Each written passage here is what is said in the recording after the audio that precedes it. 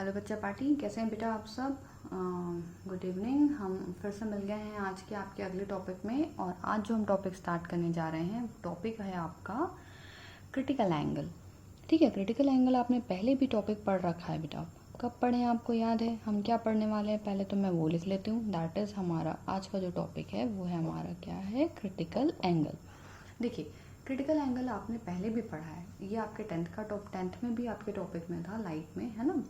Critical angle के आपने बहुत सारे एग्जांपल्स पढ़े हैं। क्रिटिकल एंगल बेसिकली रीज़न है टोटल इंटरनल रिफ्लेक्शन का, या टोटल इंटरनल रिफ्लेक्शन और कहीं ना कहीं क्रिटिकल एंगल रिलेटेड है।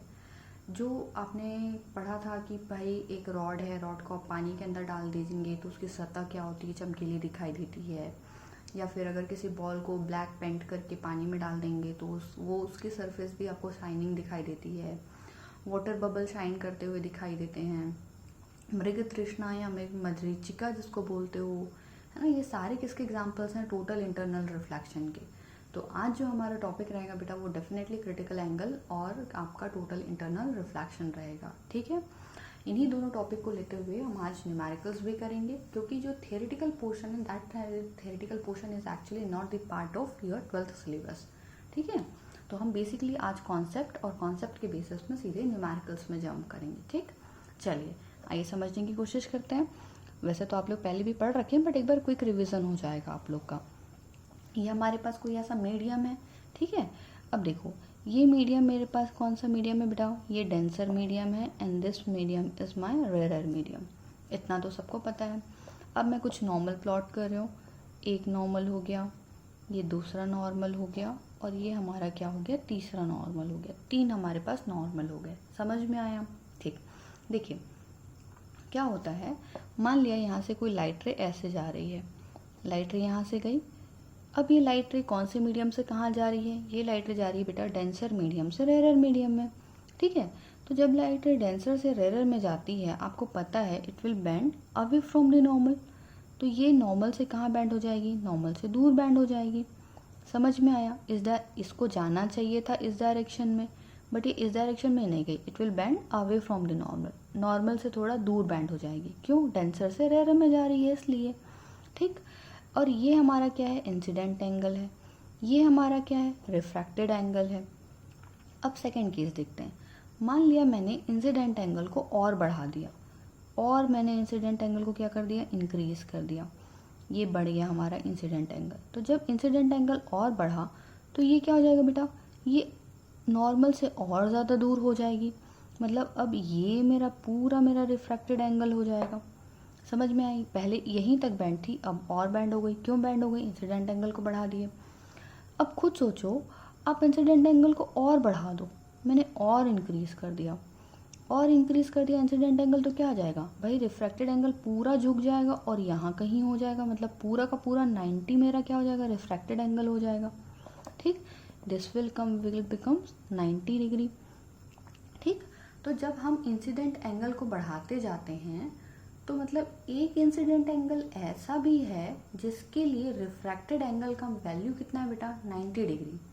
ठीक, तो वही एंगल जिसके लिए रिफ्रैक्टेड एंगल कितना है, 90 डिग्री, वो एंगल क्या कहलाता है, मेरा क्रिटिकल एंगल कहलाता है। बस इतना ही सी बात समझनी है। Angle for which the refracted angle is 90 degree, that is known as a critical angle। ये तो हो गई नॉर्मल से डेफिनेशन। अब जो बेसिक और ज़रूरी चीज़ है वो समझना, क्रिटिकल एंगल हमेशा डेंसर मीडियम में होगा। ठीक है, critical angle will lie always on the denser medium. ऐसा क्यों होगा? देखो, लाइट रे जब डेंसर से रेयर में जाती तभी इस तरफ झुकते जाती है ना। तो इसलिए पहली कंडीशन क्या होती है, इसीलिए डिफाइन करते समय कैसे डिफाइन करते हैं बेटा, कि the critical angle is the angle on the denser plane. Critical angle is the angle on the denser plane for which the refracted angle is 90 degree. समझ में आया? इसीलिए हमेशा क्या बोलते हैं कि critical angle is the angle on the denser plane. Denser plane का एंगल है। क्लियर हुआ? ठीक, तो अब देखो, अब हमारे पास कुछ कंडीशंस दिखती हैं। मान लिया पहली कंडीशन मैं बोल रही हूँ कि if I theta I that is my incident angle. ठीक है, if incident angle is less than theta C. Theta C क्या है? क्रिटिकल एंगल है। थीटा आई क्या है? इंसिडेंट एंगल है। जब थीटा आई क्रिटिकल एंगल से कम है तब देखो क्या हो रहा है, जब ये क्या हो जाएगा, जब ये 90 में कन्वर्ट हो जाएगा ना तो यही एंगल क्या हो जाएगा बेटा? आपका क्रिटिकल एंगल हो जाएगा। ठीक है, जब ये एंगल, ये आई इंसिडेंट एंगल थीटा सी से कम है तब क्या हो रहा है?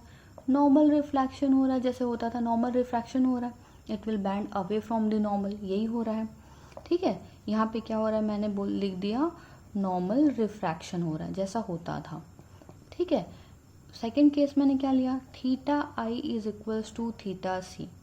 जब ऐसा हो रहा है तब क्या हो रहा है, मतलब क्या हो रहा है, जब थीटा आई और थीटा सी मतलब इंसिडेंट एंगल और क्रिटिकल एंगल दोनों क्या हो जा रहे हैं बेटा? इक्वल हो जा रहे हैं। ठीक है, जब दोनों इक्वल हो जा रहे हैं इस कंडीशन को हम बोलते हैं ग्रेजिंग इमर्जेंस। ठीक है, क्या बोला जाता है?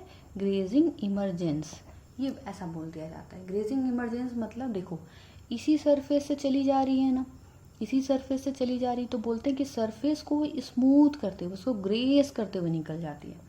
ठीक है, इसीलिए बोला जाता है कि जब theta I is equal to theta C तो वहाँ पे कौन सा फिनोमेनन होता है? ग्रेजिंग इमर्जेंस का फिनोमेनन होता है।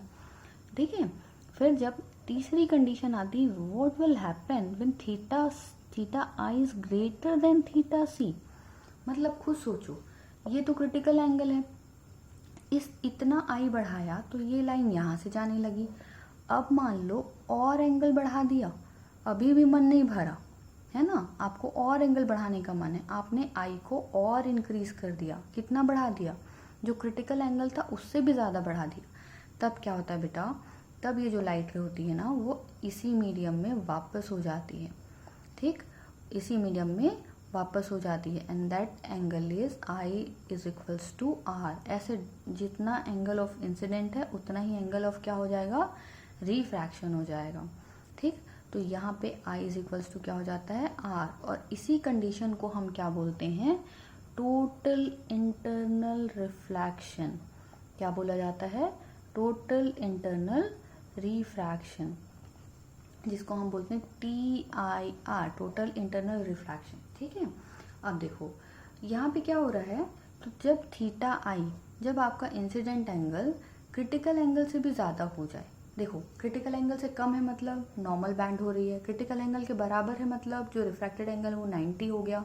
अगर इंसिडेंट एंगल अभी भी बढ़ा रहे हो तो क्या होगा, एक टाइम के बाद में रिफ्रैक्टेड एंगल ऐसे भी ना जाके इस तरफ और झुक जाएगी। तो इसी कंडीशन को हम बोलते हैं टोटल इंटरनल रिफ्लैक्शन। क्या बोला जाता है? Total internal reflection. ठीक है, रिफ्लेक्शन क्यों बोल रहे हैं? क्योंकि भाई उसी मीडियम में वापस आ गई तो रिफ्लेक्ट कर गई ना, इसलिए इसको, और शॉर्ट में हम इसको लिखते हैं TIR। ठीक, समझ में आया? तो जब ऐसा है तब हमें क्या देखने मिलेगा बेटा? टोटल इंटरनल रिफ्लेक्शन देखने को मिलेगा। इतना कुछ क्लियर हुआ? ठीक, अब अगर इतना समझ में आया तो हम देखते हैं कि इस वैल्यू को आप कैलकुलेट कैसे करोगे। देखो क्या होता है, हम सब थोड़ा सा समझने की कोशिश करते हैं। यहीं पे से देखो, अगर मान लो ये वाली कंडीशन है, मतलब मान लो जब हमारा ये ऐसा बन रहा है, ठीक, यहाँ पे ये वैल्यू आ गई, ये यहाँ से ऐसे चला गया, ये वाला एंगल कितना है बेटा? 90 डिग्री है। ये वाला एंगल मेरा क्या है? आई है। ठीक, यहाँ पे ये मेरा मीडियम हो गया। तो देखो यहाँ पे मीडियम को मैं मान ले रही हूँ एयर है, यहाँ पे मीडियम को मैं मान ले रही हूँ कुछ दूसरा मीडियम है, क्योंकि देखो ये डेंसर मीडियम होगा, है ना, और ये रेयरर मीडियम है। ऐसी तो पढ़े हम।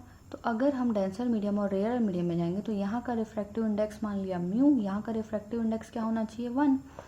अब इसी में अगर हम स्नेल्स लॉ लगाने जाएं, ठीक, स्नेल्स लॉ याद है? क्या पढ़े थे? याद करो। अगर यहीं पे हम क्या लगाने जाएं? स्नेल्स लॉ लगाने जाएं, तब क्या लिख पाओगे बेटा? देखो स्नेल्स लॉ लगाना टफ नहीं है। यहाँ का म्यू, यहाँ का एंगल, यहाँ का म्यू, यहाँ का एंगल, बस ऐसे ही तो लगाना है। कहीं कोई μ2 μ1 साइन आई साइन आर में कंफ्यूज मत होना। ठीक है, अगर हमें स्नेल्स लॉ लगाना है तो यहाँ का एंगल और यहाँ का ही म्यू, यहाँ का एंगल, यहाँ का म्यू, कैसे लगाएंगे? देखो म्यू इंटू साइन आई, ठीक, यहाँ का म्यू और यहाँ का ही एंगल इज इक्वल्स टू, यहाँ पे क्या है देखो म्यू 1 है, इंटू में साइन क्या है? साइन 90 है। यहाँ का साइन, समझ में आया। तो इसको क्या लिख सकते हो, साइन 90 कितना होता है, 1 होता है, तो ये वैल्यू आ गई 1। यहाँ पे क्या है बेटा, साइन आई। और एक बात बताओ, जब ये एंगल 90 है तो ये एंगल कौन सा एंगल है, क्रिटिकल एंगल है ना, तो इसको आप थीटा सी भी लिख सकते हो, इस आई को मैं थीटा सी भी लिख सकती हूँ, ठीक है। तो that is my mu. Sine theta C की वैल्यू अगर आप देखने जाओ तो क्या आ जा रही है, 1/μ। या फिर अगर आपको थीटा सी या क्रिटिकल एंगल लिखना है तो आप क्या लिख सकते हैं बेटा, साइन इनवर्स 1/μ। आपको जैसे क्रिटिकल एंगल को लिखना है आप वैसे क्रिटिकल एंगल को यहाँ पे लिख सकते हैं। समझ में आई वैल्यू। तो आप चाहे ये वैल्यू याद रखो थीटा सी के लिए, या फिर आप ये वैल्यू याद रखो, आपको जो वैल्यू अच्छी लग रही दोनों में से, चाहे आप ये फॉर्मूला याद रख लें चाहे आप वो फॉर्मूला याद रख लें, ठीक है। तो इतना समझ में आया। क्रिटिकल एंगल को कैसे निकालोगे आप, कि साइन यहाँ पे निकालना है आपको रिफ्रैक्टिव इंडेक्स के बेसिस में, ठीक है। चलिए, अगर इतना समझ में आया तो बेटा सिर्फ इतना ही है, और इतने कॉन्सेप्ट के बेसिस में ही आपके सारे न्यूमेरिकल्स बनने वाले हैं, ठीक। चलिए फिर हम स्टार्ट करते हैं बेटा। देखो न्यूमेरिकल्स, ठीक। देखो यहाँ पे क्या करना है, अब ये आपके पास एक क्वेश्चन है, क्वेश्चन दिख रहा है, क्वेश्चन में लिखा है कि कंप्लीट द पाथ। इस क्वेश्चन में क्या करना है आपको, जो आपको डायग्राम दिया गया है इसका पाथ कंप्लीट करना है। एक बार क्विक रिवीजन करो, क्या क्या पढ़े। एंगल अगर लेस देन है क्रिटिकल एंगल के तो क्या होगा, नॉर्मल रिफ्लेक्शन होगा। अगर क्रिटिकल एंगल के बराबर है तो क्या होगा, ग्रेजिंग इमर्जेंस होगा। अगर एंगल जो है इंसिडेंट एंगल जो है वो क्रिटिकल एंगल से ज़्यादा है तो क्या होगा, टोटल इंटरनल रिफ्रैक्शन होगा। समझ में आया, ठीक। अब देखो यहाँ पे कैसे होगा, ये देखो, ये तो मेरा पेन नहीं मिल रहा मुझे, तो मैंने कहाँ रख दिया, उसके बिना तो डायग्राम नहीं बन पाएगा, पता नहीं कहाँ चला गया, मिल गया मुझे फाइनली, ठीक। देखो यहाँ पे क्या हो रहा है बेटा, यहाँ पे लाइट रे ऐसे जा रही है, डायग्राम समझने की कोशिश करना, दिख रहा है, ठीक है। ये लाइट रे ऐसे जा रही है। अब जब लाइट रे ऐसे जा रही है तो अब ये कहाँ जाएगी और कैसे जाएगी, ये पहले मेरे को डिसाइड करना है। इस डायग्राम के लिए क्रिटिकल एंगल दिया है दैट इज़ 42 डिग्री। यहाँ पे देखो, यहाँ लिखा हुआ है, कंफ्यूज मत हो जाना, ये ग्लास है और यहाँ पे सराउंडिंग में क्या है, ग्लास बस दिया है, मतलब सराउंडिंग में आपके पास एयर है। और क्वेश्चन में क्या बोल रहा है, complete the path, path complete करना है। अब देखो कितना इजी टाइप का क्वेश्चन है, बस समझते चलना। लाइट रे ऐसे गई, ठीक, तो मतलब लाइट रे ऐसे जा रही है। सबसे पहले नॉर्मल बनाओ, तो जब नॉर्मल प्लॉट करोगे तो मान लिया मैंने यहाँ पे ये मैंने नॉर्मल बना लिया, ठीक है, ये नॉर्मल। अब मेरे को पहले तो ये बता दो कि इंसिडेंट एंगल कहाँ है, ये इंसिडेंट एंगल है क्या, नहीं, यहीं पे गलती कर देते हैं लोग, ठीक है। तो यहाँ पे क्या होगा, ये इंसिडेंट एंगल होगा बेटा, नॉर्मल के साथ इंसिडेंट मतलब इंसिडेंट रे का नॉर्मल के साथ एंगल इंसिडेंट एंगल होता है। तो जब ये 40 है तो इंसिडेंट एंगल कितना आ रहा होगा तुम्हारा, 48 डिग्री आ रहा होगा। समझ में आया, ठीक। जब इंसिडेंट एंगल 48 है, मतलब आप खुद बताओ ये क्रिटिकल एंगल से ज़्यादा है, क्रिटिकल एंगल से कम है, या क्रिटिकल एंगल के बराबर है। क्रिटिकल एंगल दिया है 42 और आपका एंगल कितना आया इंसिडेंट का, 48। मतलब आपका जो इंसिडेंट एंगल है theta I that is greater than theta C, तो कौन सा फिनोमिनन आएगा, टोटल इंटरनल रिफ्लेक्शन होगा। मतलब लाइट रे उसी मीडियम में वापस आएगी। समझ आया, ठीक। मतलब ये लाइट रे कहीं नहीं जाएगी, ये लाइट रे इसी मीडियम में क्या हो जाएगा, वापस आ जाएगी, ऐसे वापस आ जाएगी। मुझे नहीं पता कैसे जा रही है, मेरा शायद लाइट थोड़ा बैंड हो गया, बट उसी एंगल से वापस आ जाएगी। समझ में आया। और ये एंगल कितना हो जाएगा, अगेन 48 डिग्री ही होगा। क्यों 48 डिग्री से वापस आएगी भाई, क्योंकि हमने अभी तो थोड़ी देर पहले पढ़ा था टोटल इंटरनल रिफ्लेक्शन में, याद है ना। ये देखो टोटल इंटरनल रिफ्लेक्शन में आई और आर दोनों क्या हो रहे थे, बराबर हो रहे थे, यही पढ़े थे, ठीक। तो यहाँ पे भी क्या हो जाएगा बेटा, टोटल इंटरनल रिफ्लेक्शन हो जाएगा, और टोटल इंटरनल रिफ्लेक्शन हुआ मतलब आई और आर दोनों क्या हो जाएंगे, बराबर। तो ये एंगल क्या हो जाएगा, 48, ठीक। अब ये एंगल 48 है, मतलब ये वाला एंगल भी क्या है, 48 है, ये एंगल भी क्या हो जाएगा, 48 हो जाएगा, ठीक है। अब बताओ इस लाइन का नॉर्मल प्लॉट करो, ताकि ये, अब देखो लाइट रे ऐसे गई, ऐसे आ गई, ठीक, अब कहाँ जाएगी, इधर जाएगी, इधर जाएगी, किधर जाएगी, कैसे पता चलेगा? तो भाई सबसे इस चीज़ का सबसे अच्छा फिनोमिनन यही है कि सरफेस में चुपचाप पहले नॉर्मल प्लॉट कर लो। तो मैंने यहाँ नॉर्मल बना लिया, ठीक है। अब देखो, जैसे नॉर्मल प्लॉट करेंगे ना बेटा, सबसे पहले तो ये समझ में आ जाएगा कि वो इंसिडेंट रे है, इंसिडेंट एंगल है या नहीं है। तो ये तो इंसिडेंट एंगल है ही नहीं, ये कौन सा एंगल है, ये नॉर्मल के साथ तो बन ही नहीं रहा, ठीक है। तो ये वाला एंगल क्या है, तुम्हारा इंसिडेंट एंगल है। तो अब देखो, तो ये इंसिडेंट एंगल ये वाला बन रहा है, ये नॉर्मल है ना, इस प्लेन के लिए, इस प्लेन के लिए ये नॉर्मल है। तो ये इंसिडेंट एंगल ये वाला है, नीचे वाला। अब जब ये 48 है तो ये कितना होगा, खुद सोचो। वो एंगल 48 है तो ये वाला कितना होगा, टोटल 90 है आपका, तो ये वाला एंगल डेफिनेटली 42 ही होगा। तो ये 42 डिग्री हो जाएगा। अब देखो, अब ये वाला जो इंसिडेंट एंगल है इस लाइट रे का, ये लाइट रे आ रही है तो ये इसका इंसिडेंट एंगल हो गया।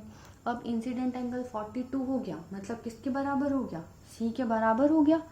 तो जब सी के बराबर हो जाता है इंसिडेंट एंगल, क्रिटिकल एंगल के बराबर, इंसिडेंट एंगल किसके बराबर हो गया, सी के बराबर, यानी आपके क्रिटिकल एंगल के बराबर। तो कौन सा फिनोमेनन होता है, ग्रेजिंग इमरजेंस होता है। ग्रेजिंग इमरजेंस मतलब लाइट रे कैसी निकल जाएगी बेटा, जो सरफेस है वैसी ही उसको छूती हुई निकल जाएगी, कहीं बैंड नहीं करेगी।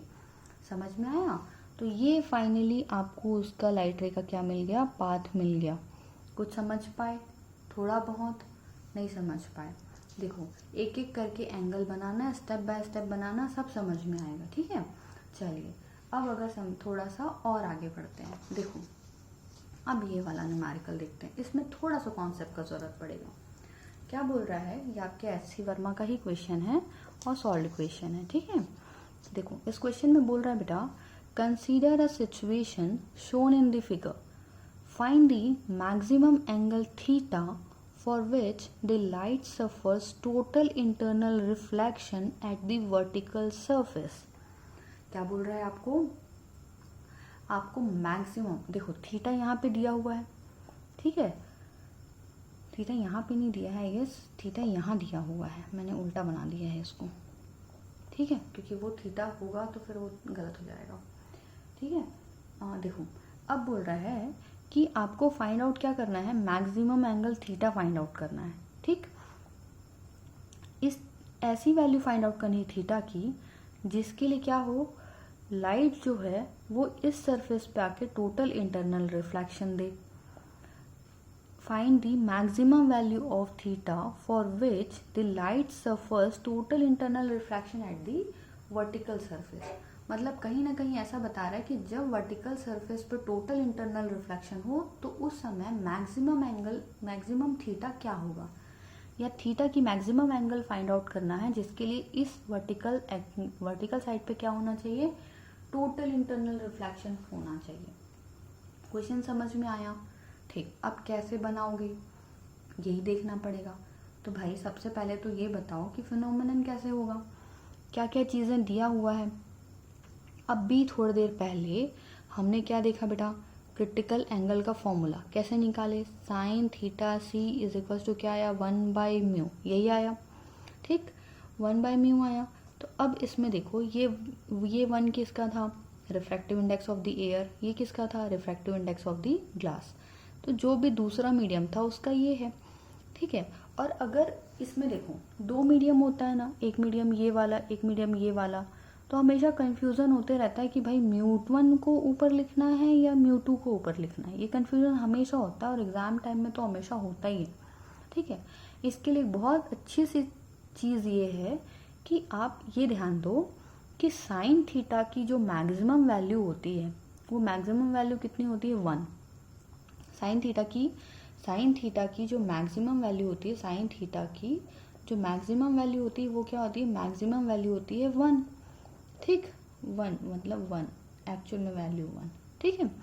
तो इस वैल्यू को, ये मैक्सिमम वैल्यू 1 है, मतलब ये जो है वैल्यू, ये हमेशा, ये कभी भी 1 से ज़्यादा नहीं होगा, ये कभी भी 1 से ज़्यादा नहीं होगा, यानी 1.25 कभी ऊपर आएगा ही नहीं, क्योंकि अगर इसको 1.25 डिवाइडेड बाय 1 लिखोगे तो ये वैल्यू 1 से ज़्यादा हो गई है ना।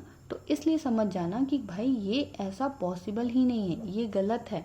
हमेशा जब आप साइन थीटा सी निकालने जाएंगे या क्रिटिकल एंगल निकालने जाएंगे, हमेशा ध्यान रखना कि जो हमेशा लोअर वैल्यू होगी that will be on the upper side. ठीक, तो यहाँ पे क्या आ जाएगा 1/1.25, ये आपको क्या देगा, साइन थीटा सी का वैल्यू देगा, क्रिटिकल एंगल का वैल्यू देगा। ठीक है, देखो तो अब यहाँ पे अगर आप इसको सॉल्व करने जाएंगे तो क्या हो जाएगा बेटा, इसको मैं लिख लूँ क्या, 100 डिवाइडेड बाय 125, ठीक, that will be 4 divided by 5, तो साइन थीटा सी हो गया। ठीक, तो क्रिटिकल एंगल की वैल्यू मैंने लिख ली 4/5 के टर्म्स में। ठीक है, आप समझ में आया इतना। देखो अब यहाँ पे देखो, यहाँ पे क्या हो रहा है, लाइट रे ऐसे आ रही है, कौन सा मीडियम है, ये रेयर मीडियम है। ये कौन सा मीडियम है, डेंसर मीडियम है। कैसे पता चला, इसका म्यू कम है, इसका म्यू ज़्यादा है, जिसकी रिफ्रैक्टिव इंडेक्स ज़्यादा वो मीडियम कैसा, डेंसर मीडियम। जब रेयरर से डेंसर में जाती है ना, तो क्या होती है बेटा, जब रेयरर से डेंसर में जाती है तो it will band towards the normal, it will band towards the normal. इसको जाना कैसे था, ऐसे जाना चाहिए था, लेकिन it will band towards the normal. क्यों भाई, नॉर्मल तो ये वाला है ना, ठीक है, तो नॉर्मल की तरफ बैंड हो जाएगी ऐसे। ठीक, अब आपको ऐसा एंगल फाइंड आउट करना है कि भाई ये वर्टिकल सरफेस में क्या हो जाए, टोटल इंटरनल रिफ्लेक्शन हो जाए। ठीक है, तो पहले तो हमने मान लिया कि थीटा सी क्या है, क्रिटिकल एंगल। अगर मान लो यहाँ का एंगल थीटा सी के बराबर हो जाएगा तो ये लाइन ऐसी जाएगी, क्या हो जाएगा, यहाँ पे इमरजेंस हो जाएगा। ठीक है, पहले समझो, अगर यहाँ पे थीटा सी है, क्रिटिकल एंगल को डिनोट करना है तो कैसे करोगे, ये मान लिया थीटा सी, साइन थीटा, तो साइन थीटा को क्या लिखते हो, लंब बटा कर्ण। तो ये वैल्यू क्या हो जाएगी, यहाँ पे एंगल थीटा है, इसके थीटा के सामने वाला क्या होता है बेटा, लंब, और सामने वाले ये वाला क्या होता है, कर्ण। ये होगा तुम्हारा परपेंडिकुलर और ये होगा तुम्हारा हाइपोटेनियस।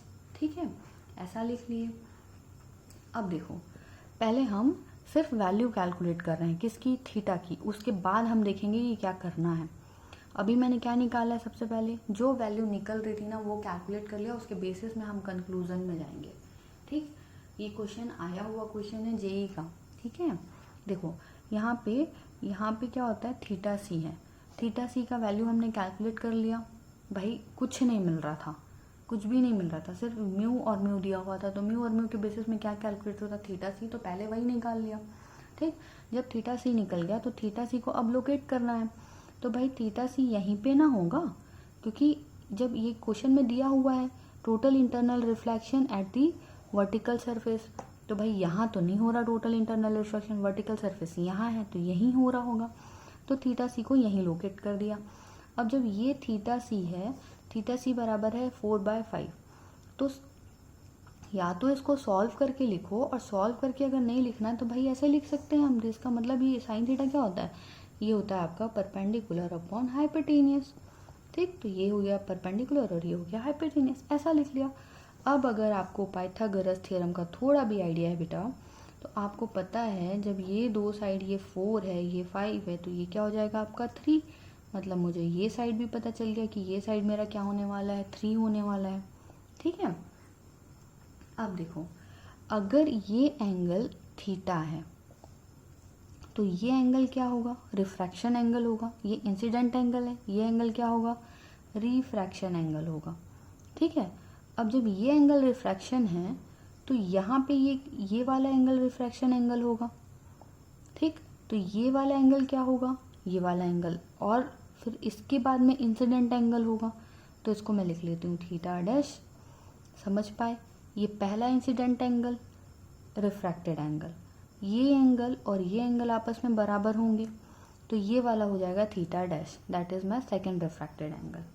समझ में आया, ठीक है, या देखो इतना समझ में आ गया, बहुत अच्छी बात, अगर इतना समझ गया तो। अगर बताओ थीटा सी की वैल्यू 4/5 है, थीटा सी की वैल्यू कितनी है, 4/5 आई रही है, तो आर की वैल्यू निकाल सकते हैं क्या, जितना करते जा रहे हैं उतना करते जाओ बस। ठीक है, फिर हम देखना बहुत इजीली न्यूमेरिकल के आंसर पे पहुंच जाएंगे। हम आर निकाल सकते हैं क्या, डेफिनेटली हम आर निकाल सकते हैं। कैसे निकालोगे आर की वैल्यू, अगर मैं साइन आर कैलकुलेट कर लूँ तो क्या हो जाएगा, देखो साइन साइन आर हो जाएगा लंब बटे कर्ण, यानी मैं क्या लिख सकती हूँ इसको 3/5 लिख सकती हूँ साइन आर की वैल्यू। समझ में आया? ये हो गया मेरा साइन आर। अब देखो आर मिल गया और ये दूसरा मीडियम है, ये अलग मीडियम है, ये अलग मीडियम है। दो अलग अलग मीडियम को कौन रिलेट कर रहा था? कोई है जो रिलेट करके दिया हम लोग को, दैट इज स्नेल्स, है ना। तो अब स्नेल्स लॉ लगा लो भाई। यहाँ का थीटा पता चल गया, यहाँ का थीटा, यहाँ का आर, यहाँ का म्यू, यहाँ का म्यू। खत्म करो कहानी। यहाँ का म्यू क्या है बेटा 1.25, यहाँ का थीटा कितना है साइन आर, है ना। अभी साइन आर लिख रहे हैं, बाद में वैल्यू पुट करेंगे। यहाँ का म्यू, यहाँ का साइन कितना है थीटा।